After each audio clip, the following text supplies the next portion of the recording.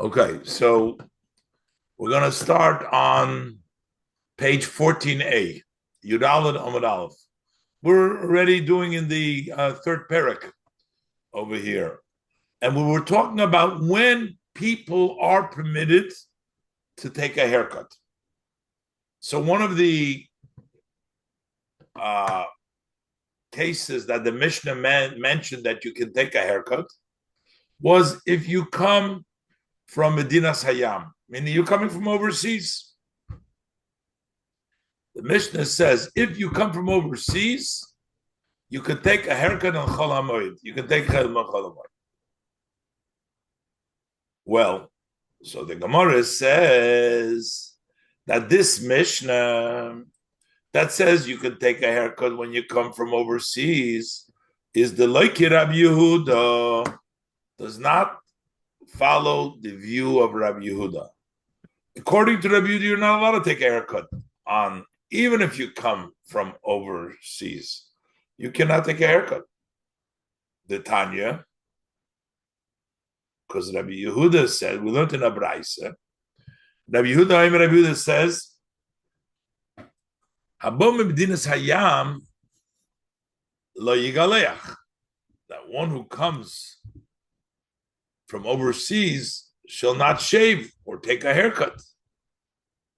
Now, Rabbi Yehuda doesn't just disagree with the Mishnah that says you can take a haircut. He gives his reasoning. He says, Mipnei sheyotzo shaloi birshus. Because he left without being forced out. He left on his own. Rashi says, Nishiyotsu shaloi birshus.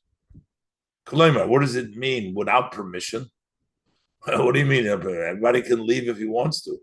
Nobody holds anybody back. You can leave. But it means,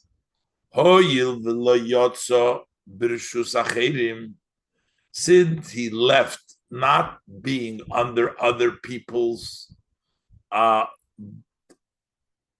control, sometimes you have somebody who is forced overseas by other people. But in this case, or sometimes he's delayed his work. Sometimes he had to go out. But in this case, he went out not being in somebody else's control.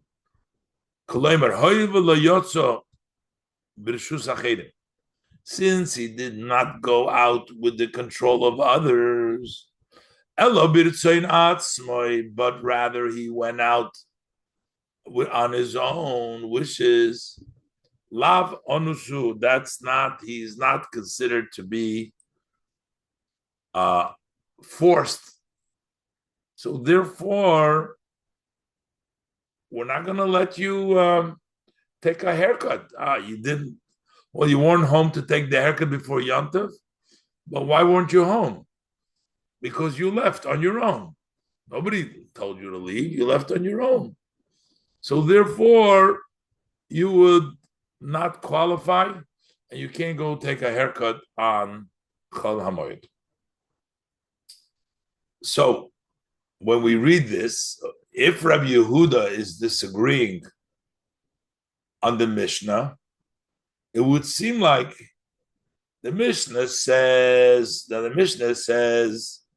that even if you just went out on your own, you're still not going to be allowed. You're still going to be allowed. If you aren't here, we're going to give you a break. We're going to let you cut your hair when you come back on Chol HaMoed. If you weren't around to take the haircut of Chol HaMoed, we don't care why you left. We'll let you. Rabbi Yehuda says no. In a case where you left when you weren't supposed to, then we're not going to let you take the haircut on Chol HaMoed. But it seems also clear that if a person was forced, that's the other case. Like if a person was in prison, we learned, or a person had another thing, then Rabbi Yehuda doesn't disagree. He just disagrees in a case where you leave on your own, and then he won't let you take the haircut on Chalamoid. And the Rava now qualifies. It's going to be a discussion. Rava qualifies now these two opinions. Amar Rava says Rava like this: people travel for various reasons. People are taking a trip just to see the world, right? Going around, going on vacation, or going to see the world. That is not an excuse, he says, even according to our Mishnah. Even our Mishnah that says you can take a haircut, but if you just went, the Gemara calls it Amar Rava Lashut. Lashut means to just scan, to go around like that. As Rashi says, Im Yotza Shaloi L'Tzorach. If we went out, there was no need for him to go. Oh, what he went out is just so that he can float around in the world, to just hover around in the world. And to say, he was sightseeing. He was going around for vacation. And then and he returns the Moed. That's an extreme case, says Rava. And even the Mishnah is not going to allow it. Divra Hakal also. Then everybody's going to say, you left to do sightseeing, came back late, wait till after Yom Tov. We're not going to allow you to cut your hair during Chalamoid. Divra Hakal also, everybody's opinion is it is prohibited to cut the hair during the Yom Tov. On the other hand, there's sometimes a person leaves on their own, but it's considered to be a necessity. Somebody, his business, his work takes him overseas. He needs to earn a living. So in order to learn a living, he has to leave. That's considered just like a mishap. That would be considered like being in prison because you needed to go for your food. So he says, limizoinus, if it is for food. So even Rabbi Yehuda, who was stringent about it, divrei hakol mutar, everybody says it's okay because that's a necessity. Limizoinus, says Ratzi. If he went searching after food for food, he doesn't have food to eat. And he returned in Yontav after going for his food. Now, I don't know. Rashi says he doesn't have any food. Does that mean literally? Doesn't have any food, and that would be the only, or he goes for food. For his livelihood, because you'll see the other extreme will be if you're just going to enrich yourself or something. Again, we're not stopping him from going. We're just not going to let him take the haircut. The question is, what's considered to be a necessity in order to allow him, allow him to go ahead and take the haircut. So he says, therefore, over there, divrahakol muter legaleach b'moyed lefishiyot zeboinus. There, according to everybody, he is allowed to go ahead and shave in the Yom Tov, and the reason is because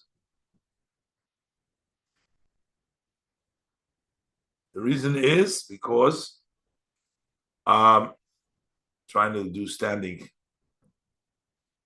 And the reason is because a person lefishiyotza ba'oinus, because really that's considered to be a mishap, because he needs to go get his food. So it turns out in both extremes, if he just went to sightseeing, then everybody says, no, you can't take a haircut. If he goes for food, he doesn't have any food, then everybody says you can go ahead and take a haircut. There's no disagreement. When is the disagreement? When it's coming to extras. He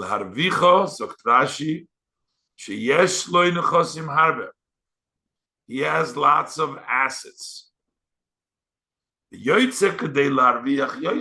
he goes out, he goes overseas because he wants to make more money. He wants to earn more. So therefore, that is considered not a necessity according to the Rabbi Yehuda, and according to the Tanakama, extras is considered like money too, so it's still going to qualify. So the Gemara says like this: Mar medamele kiloshut. Rav Yehuda compares this to the case in which he is just sightseeing because he doesn't really need it. We can't qualify that he's going to, therefore, he needs the food. But the Mishnah that says that you could compares it for food, like food, because you need it, and therefore you need to, you're okay for you, you left, that's called like for food, even though you got plenty of food, but this is extra, so that way that'll be fine. Okay. This is the interpretation of Rava that explaining the machlokes, that the issue, when is the disagreement, it's when you're going out for extra food. According to the Tanakama, you're not allowed to. You're allowed to take the haircut, and according to Rabbi Yehuda, you're not allowed to. But in the simple case, when it's really for food, then everybody agrees that it's okay. And if it's really just for sightseeing, everybody agrees you can't take a haircut. They're disagreeing when it's meant to get extra. The Gemara is going to challenge this interpretation. The Gemara says, no, it seems like that's not the correct interpretation. Meis. Omar Rebbe, says Rebbe, this is a statement that Rebbe gave. Rebbe sort of makes a compromise. He says like this, he says, Nirin Divrei Rabbi Yehuda, I would go along. Usually the word Nirim means there seemed to me. You know, I see them, I accept their word. That's sort of a language of acceptance. So he says, Nirim Divrei Rabbi Yehuda. It appears to me, I agree with Rabbi Yehuda. When that Rabbi Yehuda says you are not allowed to. Nirinli Divrei Rabbi Yehuda Rashi. Osur bigiluach libam imdinas hayam. He prohibited taking a haircut. One who comes from overseas. So he says, I agree with him.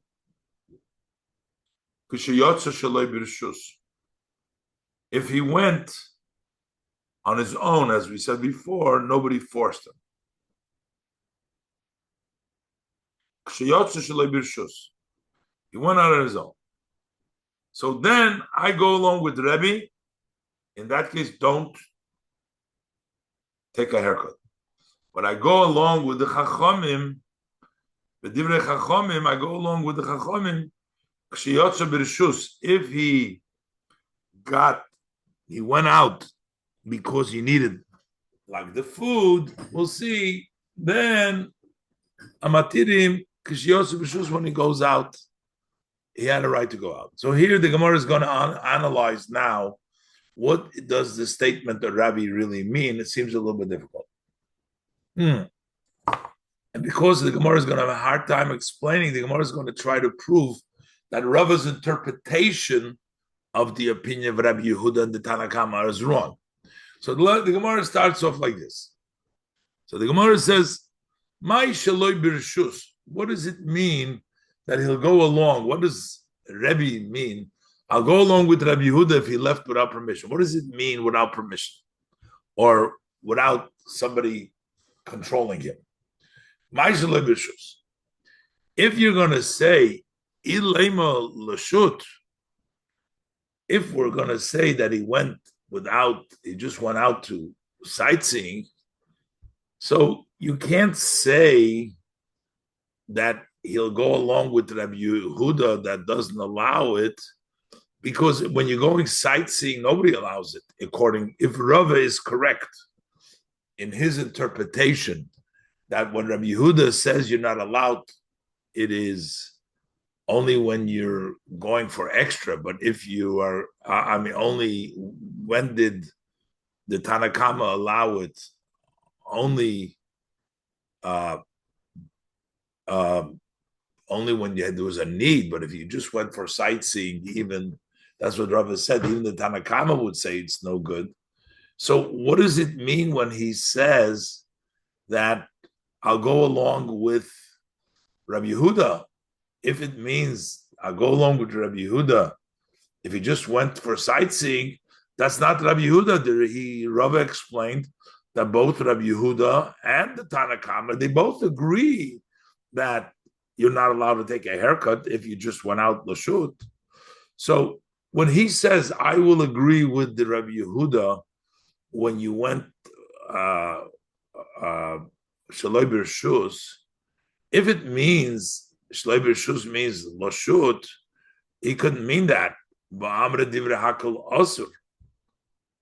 So then, but you said that everybody says that would be asur. So how could you say you go along with Rabbi Yehuda? There's no disagreement then. Rabbi Yehuda and the Chachamim, they all, the Tanakam, the Mishnah, and Rabbi Yehuda, they all hold that you cannot take a haircut then. So what does it mean when you say, oh, I'm going to go along with Rabbi Yehuda when you enter? So it must be the Kama Rebbe needing the Rabbi Yosef. When Rebbe says that Rabbi Yehuda, that I like Rabbi Yehuda, it's talking about a case biyotza l'shut, that he went out just to travel, which means that would be the case in which he says that it's usher, the hainish leibirshus. But you said that everybody says it's usher. So my needing divrei Rabbi Yehuda. Why are you saying I like what Rabbi Yehuda says? But they both agree. So elopshita. So when could you say like you go like Rabbi Yehuda? We're talking about leharvacha. You didn't go for food. You went for extras. Rabbi Yehuda says that if you go for extras, that is considered shalei b'rshus, and therefore you go along with him.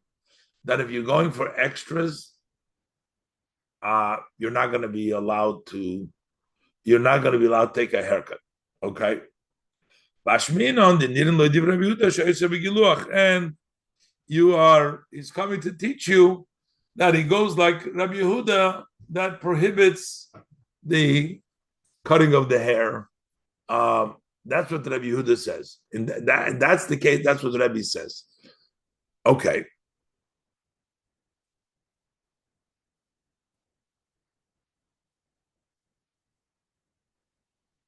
So therefore he says, so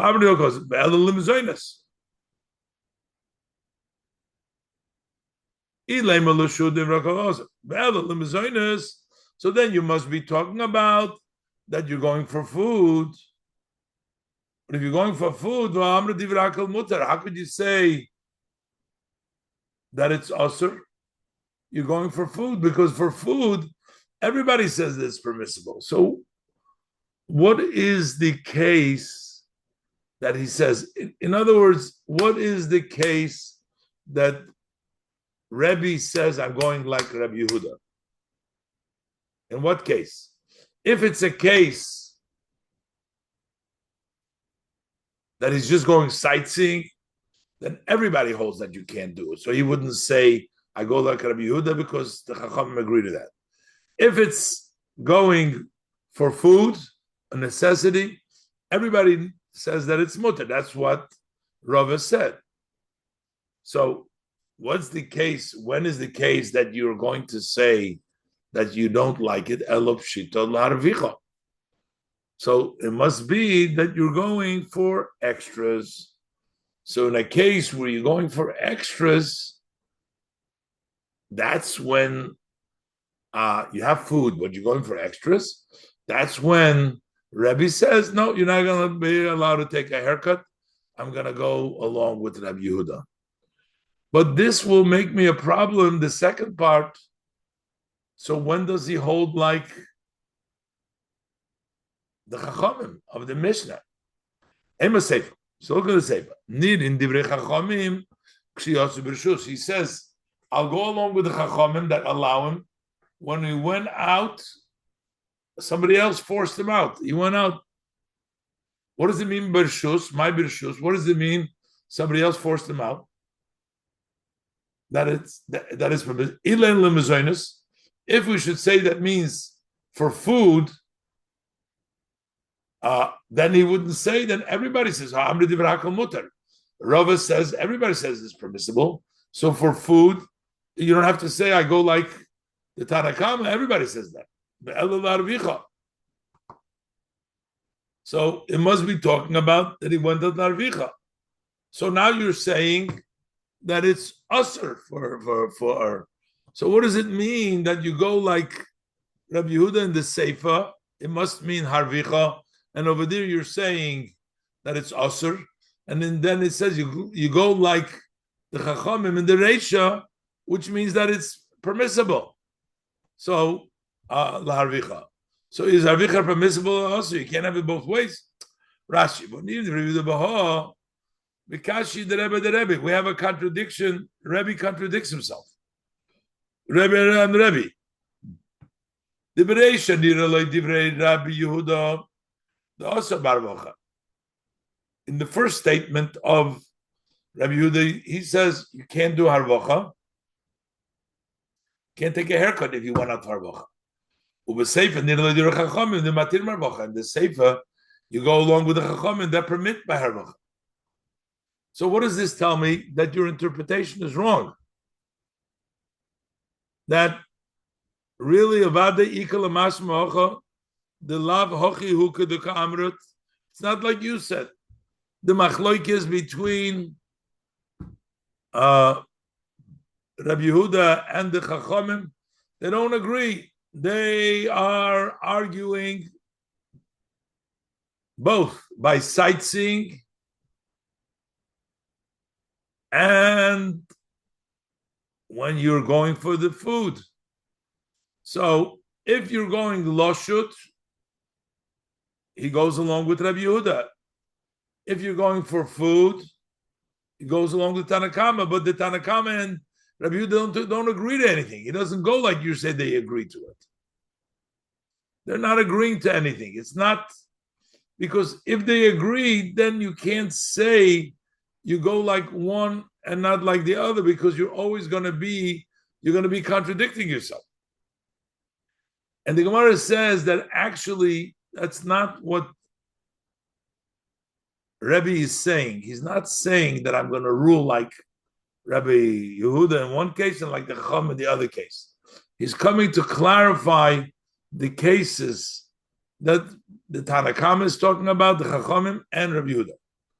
The Gemara says, Hochakamar, Zakt Rashi, Lab heter didei ashmina. He's not coming to say his permission, his allowance. He's not saying, oh, I like this opinion.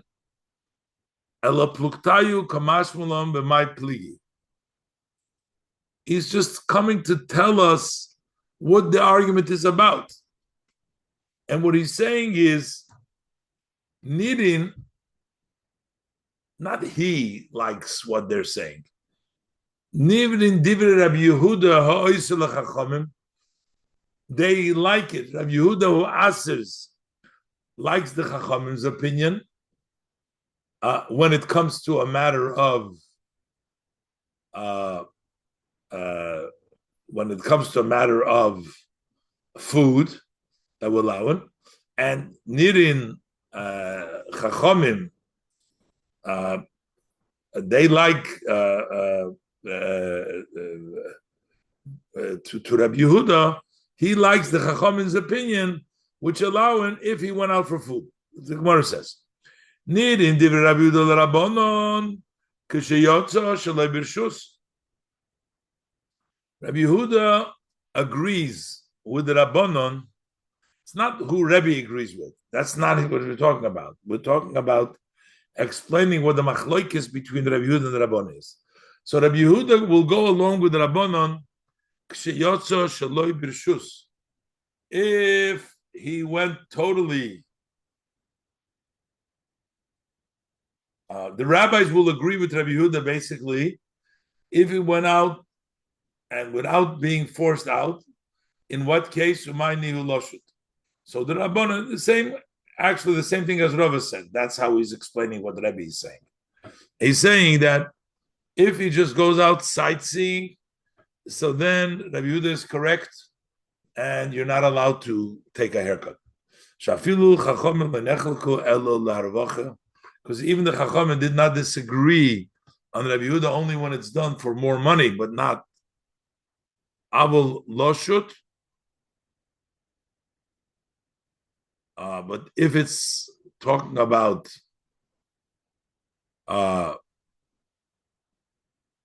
just going sightseeing, Moedulei Day agree to the Chachamim.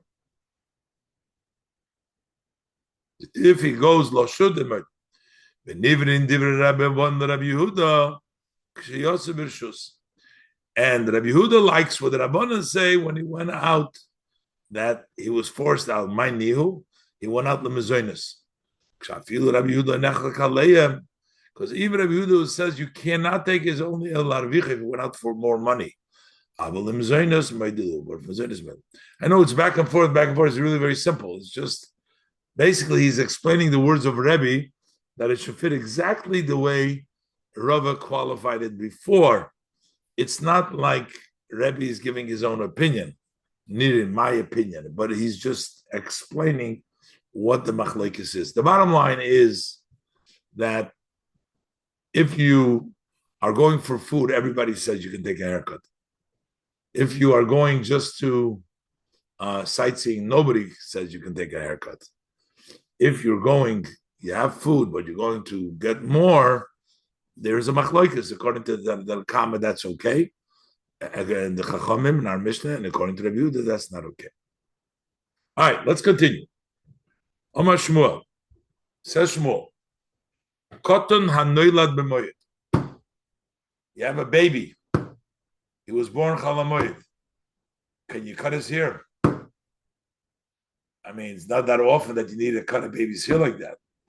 Rashi says, Katan, it says by Esav, he was born with a lot of hair on his head. That's why they called him Esav. Also, he was completely made. Zokt Rashi, Katan anele b'moyed, the loy side is gidolim. He has big hair. Muter legaleach b'moyed sar resham etzare. You're allowed to cut the baby's hair. So muter legaleach b'moyed, so the Gemara, and the Gemara gives the reasoning. She'ein lecha beis asurim godel mizeh. There is no bigger imprisonment than being in your mother's womb. He's in prison over there. The baby is in prison. He couldn't cut his hair before. It's like going out of jail, which you can go ahead and cut your hair. So Rashi, that's his mother's womb. That he was there. It's against his will he was there. So When are we allowing this? Only if it was born on Yom Tov itself, because we didn't have an opportunity. Well, let's say the baby was born before Yom Tov, and you could have cut the baby's hair beforehand. Then we're not going to let you cut the hair in Yom Tov. The Gemara derives. So the Gemara b'moyed in mikor eloi, that if he was born on the Yom Tov, it's okay. But if he was born before, loy, no, mikor eloi. The im noilat koidem haregel. If he was born before Yom Tov, he is not allowed to take a haircut on the Yom Tov. Since he had the opportunity to cut the hair before Yom Tov. So we're going to prohibit the baby from cutting his hair on Chol HaMoed if he was born before Chol HaMoed. But the Gemara has an issue with that.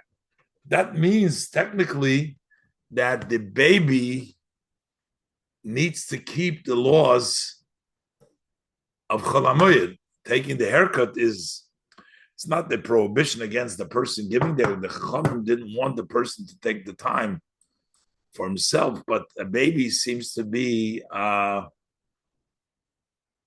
maybe not falling under that category. But the Gemara is going to ask a question. Gemara is going to ask a question from a Braisa. Mosiv Rapinchas. Rapinchas asked the question from, it says, I'm wondering if this is a Mishnah. We'll take a look. Kol elu she'amru mutar legaleach b'moyed, mutar legaleach b'mei evloi. So basically, it's a straightforward sentence that anyone who is permitted to take a haircut on Yom Tov, which means his taking a haircut overrides Chol HaMoed, we allow him. Mutar legalech b'mei evloi, so then he is also allowed to take a haircut during the morning period. If we allowed him to take a haircut on Yom Tov, we're going to allow him to take a haircut during his morning also. Anyone who was allowed. So the Gemara wants to derive from this. So does it mean that if you don't let him take a haircut on Yom Tov, not Yom Tov, I mean Chol HaMoed, then you're not allowed to take a haircut during the days of mourning. So I take back what I said before, because giving a haircut in Yom Tov is the work of the father, whatever it is. But the Gemara wants to say that the Gemara thinks that from that statement, we can derive that you will always allow to, if you're allowed to. The Mishnah actually says that if you're allowed to take a haircut on the Chol HaMoed, you're allowed to take a haircut during your mourning period. And the Mishnah, the Gemara wants to derive from this that if you're not allowed to take a haircut in your on Chol HaMoed, that means that you're not allowed to take a haircut on the days of mourning. That goes together. That's what the Gemara assumes. Let's turn the page to Yudal on the base. But the Gemara says, but if you're going to say the Amrit, but if you're going to say cotton is be plukto, that a minor depends. Cotton is be plukto, meaning that it depends. That if he is born before the Yom Tov, you're allowed to. So, but if he was born, if he was born on Yom Tov, you're allowed to. If he was born before Yom Tov, then you're not allowed to. So it turns out that he's not allowed to take a haircut, the baby, on Yom Tov. And if you're saying whatever is not allowed to on Yom Tov is not allowed to the mourners, so basically means that you're not allowing for a baby who's a mourner to take a haircut during his mourning, and you're applying the laws of mourning to a baby, and we know that that's not the case. So the amrit cotton is by plukta. If you're gonna tell me that a minor also you split, in other words, it depends. Before Yom Tov, if he was born, no, and on Yom Tov, yes. On Chalamoid and Chalamoid, yes. If you're gonna make such a distinction, and that would mean that a baby that was born that is allowed to have their head cut, they're allowed to have the hair cut on Moed. If he's not allowed to have his hair cut on the Moed, is not allowed to have the morning. So why would we make a minor mourn? Again, look at Rashi. The Amrit Katan is by Plukta. The Amrit Katan is by Plukta Zaktrashi. Chiluk. That there's a distinction. The Noilat Kaidem Aregel Eine Megalach Baregel. That if he was born before Yom Tov, then he cannot cut on the Yom Tov. We should say that since he's prohibited to take his haircut on the Yom Tov, so then he's not allowed to take a haircut also in the days of mourning. Then you're making mourning by a cotton. It turns out that you have avelis taking place by a minor. But we learned in a Braise, a mourner doesn't have mourning. It says you do kriya for a minor so that everybody else cries with him, not for the minor. A minor doesn't have no obligation to mourn. That you will rip, you will render the garments as Godov, to cause everybody to feel bad. So it says clearly, so those who see a little baby child going around with ripped garment, so that will honor of the deceased. People feel bad, but it's not because he's a mourner. So how come you were going to say that the child cannot take a haircut on the morning if he was born before Yom Tov? That means you place mourning on him. But Rabashi disagrees on Rabashi. Mikotoni Hasurim. The statement only said that those are permissible during mourning. It doesn't say, but if they're prohibited during mourning. They're prohibited. That sometimes yes, sometimes no. Mikotoni Hasurim. Is it then say the mashma asurim legalech b'moyed asurim legalech b'ava, which would mean those who are prohibited to cut on the Yom Tov are prohibited to cut on the morning. Dilmo yeshmem also, there's those that are prohibited, which is b'shar kol odom shasurim legalech b'moyed. Other people that are not allowed to cut, they're asurim legalech b'moyed when they're not allowed to. But the yeshmem muter, some of them are permissible, so not a problem. This minor that was born for the regel, he's not allowed to cut during the Yom Tov, during Cholamoid, but he's allowed to cut b'me'evla. Meimer gives the same statement, but he says it in a little different way, just the opposite way.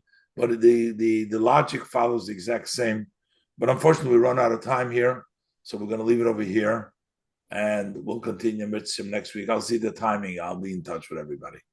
Everybody have a great day. Thanks for joining me. Thank you, Rabbi. Thank you very much.